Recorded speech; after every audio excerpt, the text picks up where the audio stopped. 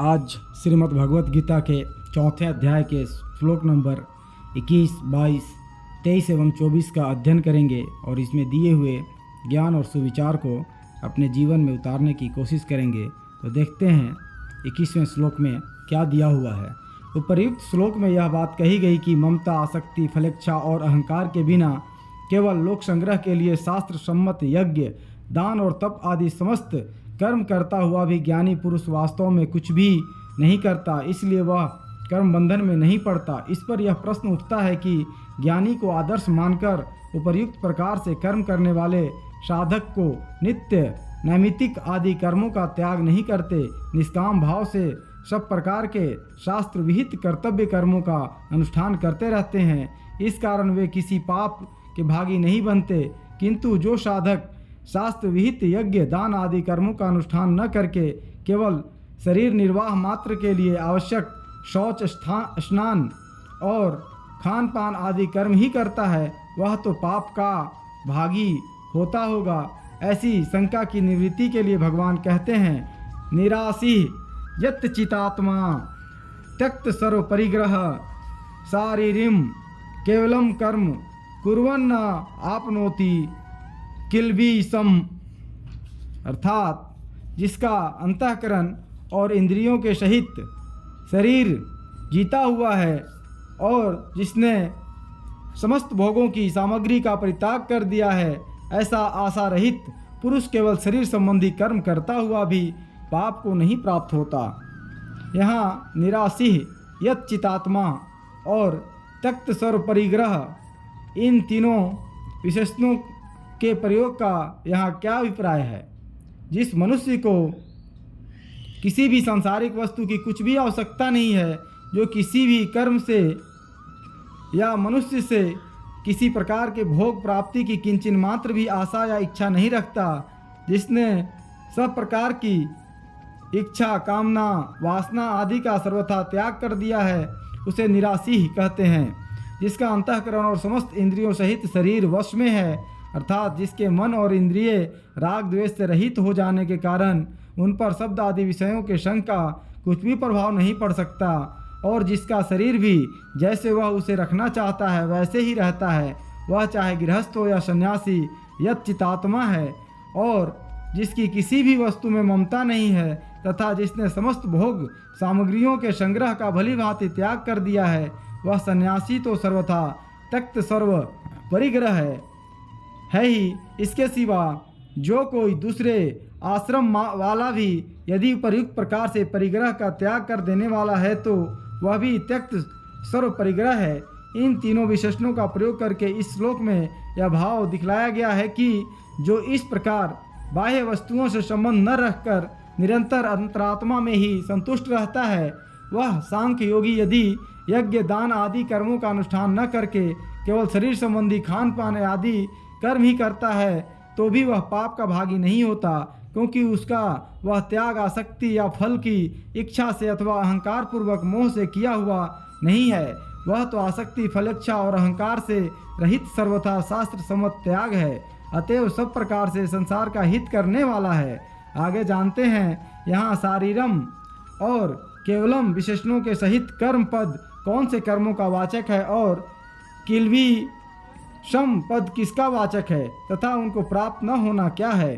शारीरम और केवलम विशेषणों के सहित कर्म पद यहाँ शौच, स्नान, खान पान और शयन आदि केवल शरीर निर्वाह से संबंध रखने वाली क्रियाओं का वाचक है, तथा किल्बिषम् पद यहाँ यज्ञ, दान आदि विहित कर्मों के त्याग से होने वाले प्रत्यवाय पाप का तथा शरीर निर्वाह के लिए की जाने वाली क्रियाओं में होने वाले अनिवार्य हिंसा आदि पापों का वाचक है।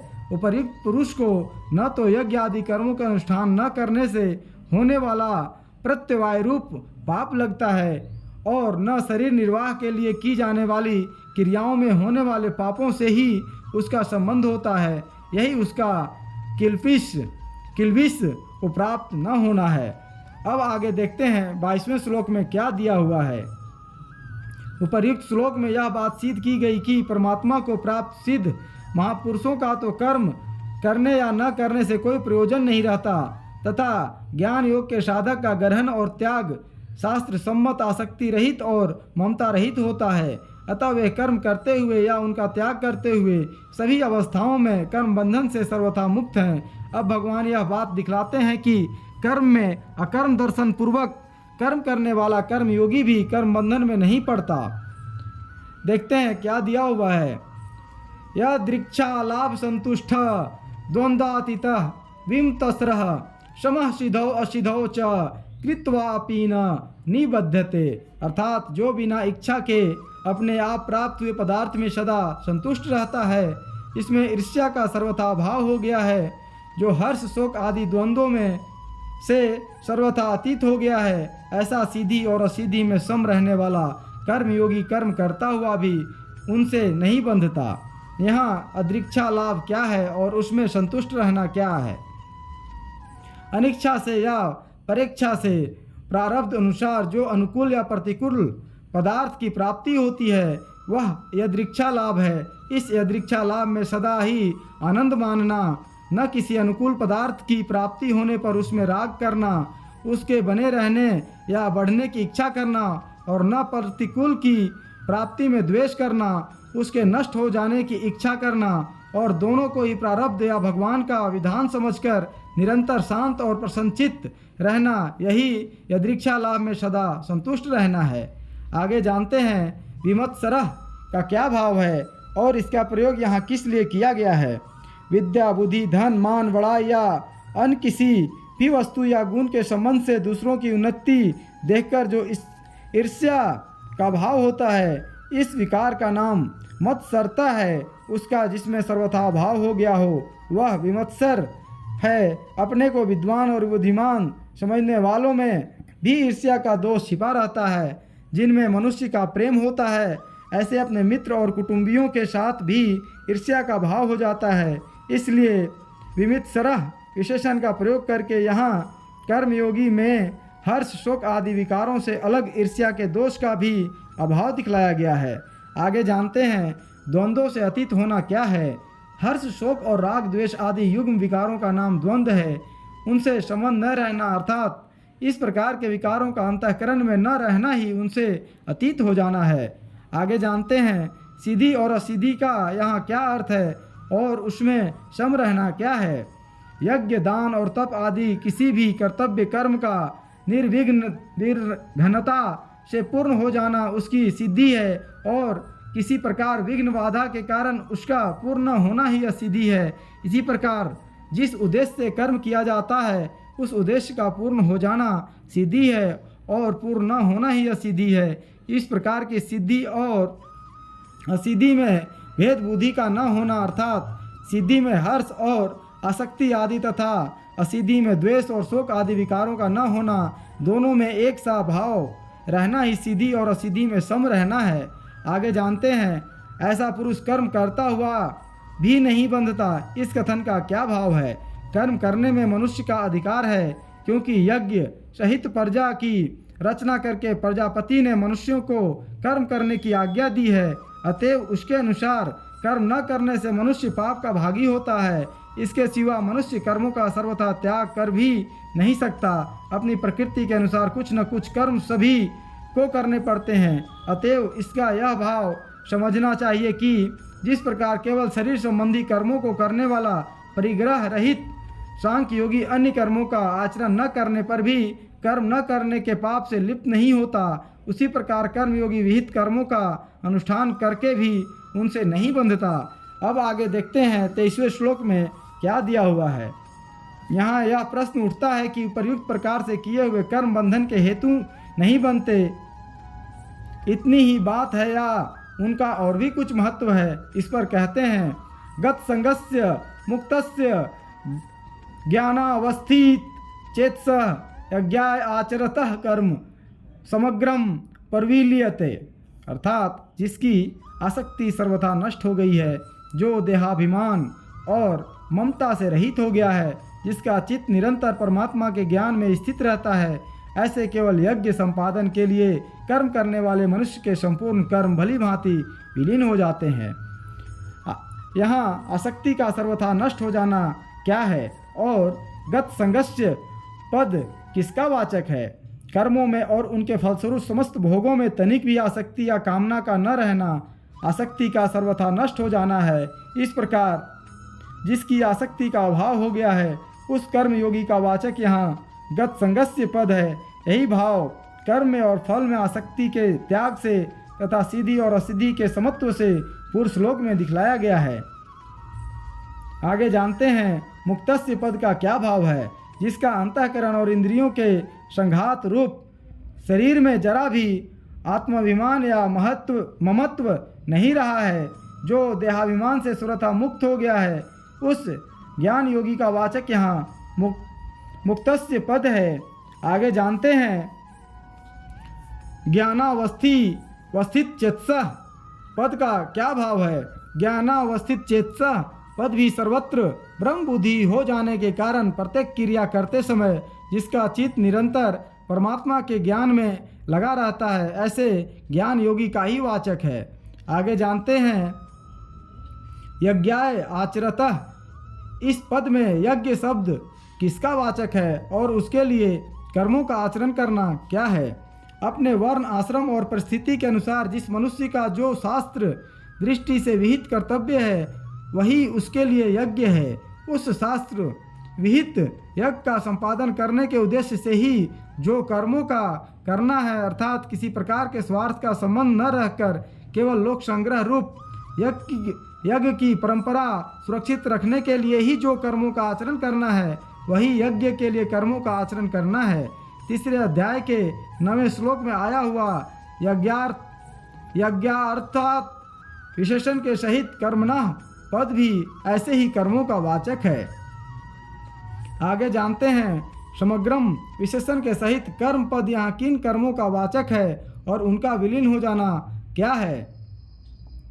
इस जन्म और जन्मांतर में किए हुए जितने भी कर्म संस्कार रूप से मनुष्य के अंतःकरण में संचित रहते हैं और जो उसके द्वारा उपर्युक्त प्रकार से नवीन कर्म किए जाते हैं, उन सब का वाचक यहाँ समग्रम विशेषण के सहित कर्म पद है। उन सब का अभाव हो जाना अर्थात उनमें किसी प्रकार का बंधन करने की शक्ति का न रहना ही उनका विलीन हो जाना है।